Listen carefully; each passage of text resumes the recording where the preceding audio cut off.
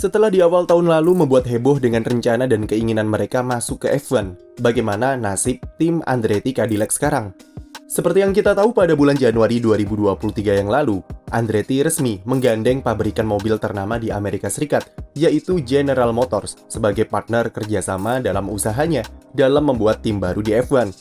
Andretti akan berkolaborasi dengan branding Cadillac, yang merupakan salah satu brand legendaris di negeri Paman Sam, sebagai pernyataan tegas mengenai betapa serius timnya untuk bisa masuk ke balap F1.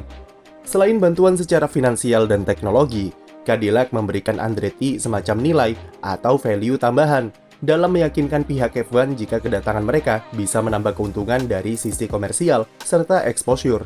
Apalagi dengan pasar Amerika Serikat yang sedang digembar-gemborkan saat ini, F1 rasanya akan sangat membutuhkan tim yang punya representasi penuh dari Amerika, seperti Andretti. Meskipun sekarang ada Haas yang juga merupakan tim asli dari Amerika, tapi kegiatan tim F1-nya dipusatkan di Inggris, dan kru yang berasal dari negara asalnya bisa dibilang masih minoritas di sana. Sementara Andretti berencana untuk membuat All-American Team, dengan mengutamakan kru dari Amerika Serikat, termasuk juga pembalap-pembalapnya. Markas mereka dalam pembuatan mobil serta teknologi akan berpusat di US, tepatnya di sekitaran Indianapolis, dan mereka juga bakal membuat cabang di Inggris untuk memudahkan operasional serta melebarkan sayap bisnis balapnya ke Eropa. Andretti bahkan sudah menunjuk mantan Technical Director Lotus dan Renault, yaitu Nick Chester, sebagai pemimpin divisi teknis tim mereka. Tetapi walaupun punya prospek yang meyakinkan, kehadiran Andretti tidak disambut baik oleh tim-tim yang ada di F1 saat ini. Masalah uang jadi problem yang jadi tembok besar bagi Andretti Cadillac dan dasar penolakan mereka ke F1. Karena jumlah tim yang akan bertambah dari 10 menjadi 11 tim, maka otomatis uang hadiah atau bagi-bagi keuntungan dari F1 akan berkurang. Andretti sejatinya wajib membayar anti-uang dilution atau biaya masuk sebesar 200 juta dolar sebagai kompensasi uang hadiah yang berkurang tersebut. Tapi 200 juta dinilai masih kurang oleh tim-tim petahana karena dianggap cuma bisa mengcover 1-2 musim saja. Itu mengingat perjanjian biaya masuk tersebut dibuat pada tahun 2020 sebelum inflasi besar-besaran melanda ekonomi dunia dan kebutuhan operasional tim menjadi membengkak seperti sekarang. Pasar F1 yang semakin besar juga membuat value tim meningkat secara pesat. Akhirnya berbagai penolakan pun mulai muncul karena tim takut hadiah dan value F1 menjadi berkurang. 200 juta sebenarnya adalah nominal yang kecil bagi Andretti Cadillac dan mereka tidak masalah jika disuruh membayar biaya sebesar itu.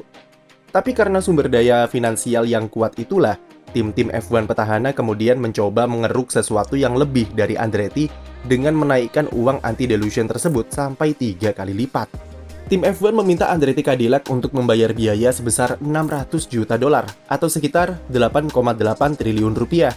Bahkan angka sebesar itu bisa bertambah lagi jika prosesnya masih alot dan inflasi yang melanda makin parah ke depannya.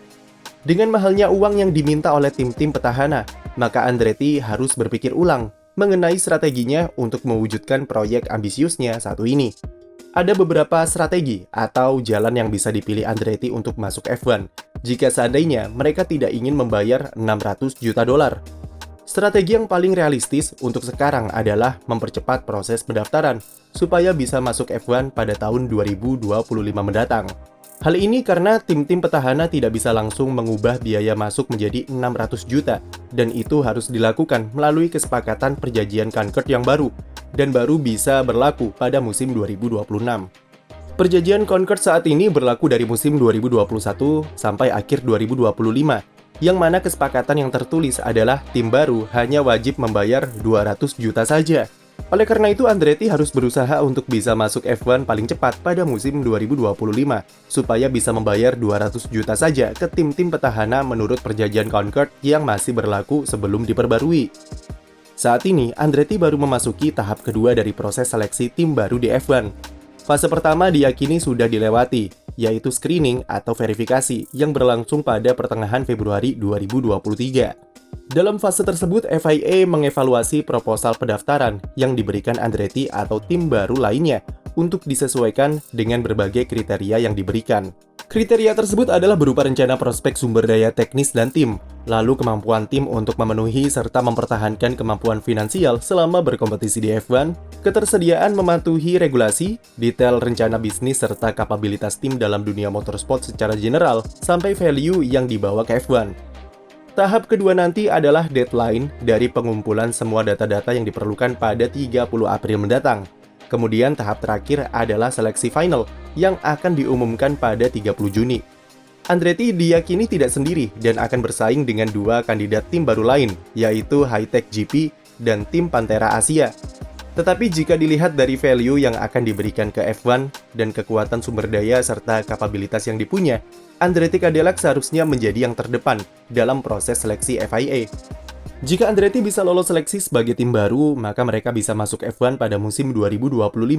Meskipun kami memprediksi, jika tidak akan semudah itu dan tim-tim petahana akan berusaha untuk menjaga langkah Andretti untuk membuatnya masuk F1 pada musim 2026 dengan perjanjian Concorde yang baru. 2025 juga musim yang sangat nanggung, mengingat setelah itu akan ada perubahan regulasi besar-besaran pada 2026, yang mana selain mesin yang baru, tetapi regulasi sasis serta aerodinamika juga alami perubahan. Jika semisal Andretti baru bisa masuk F1 pada 2026 dan tidak mau membayar uang 600 juta, masih ada satu langkah terakhir yang bisa dipakai, yaitu membeli tim AlphaTauri. Seperti yang kita tahu, AlphaTauri sempat dikabarkan akan dijual karena biaya operasional yang membengkak dan terlalu membebani Red Bull. Opsinya adalah AlphaTauri akan dijual atau markas serta pusat operasionalnya akan dipindah ke Inggris. Rumor ini sudah dibantah oleh tim serta Red Bull, tetapi masalah biaya yang mahal itu sudah dikonfirmasi benar adanya oleh Helmut Marko. Meski Red Bull masih butuh tim satelit, tetapi masalah operasional menandakan jika mereka bisa saja melepas AlphaTauri jika terdapat pihak yang berniat untuk membelinya dengan harga yang pas. Apalagi performa mereka setahun belakangan ini kurang begitu memuaskan jika dilihat dari prestasi yang diraih Red Bull. Harga yang dipatok Red Bull untuk AlphaTauri nanti mungkin akan lebih mahal dari 600 juta dolar.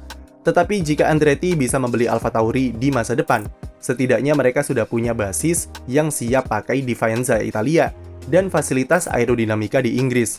Plus mereka tidak perlu membayar lagi uang biaya masuk yang mahal karena Andretti jadi tim baru di F1 lewat jalur akuisisi tim lama. Jadi pilihan Andretti cuma ada dua, yaitu masuk secepatnya pada 2025 atau beli tim lain. Jika tidak bisa dua-duanya, maka mereka harus membayar 600 juta dolar, yang meskipun Andretti Cadillac mampu untuk membayarnya, tetapi secara finansial dan politis tentu sangat tidak menguntungkan. Cadillac bahkan bisa jadi berpikir dua kali untuk mendukung Andretti jika harus membayar uang semahal itu.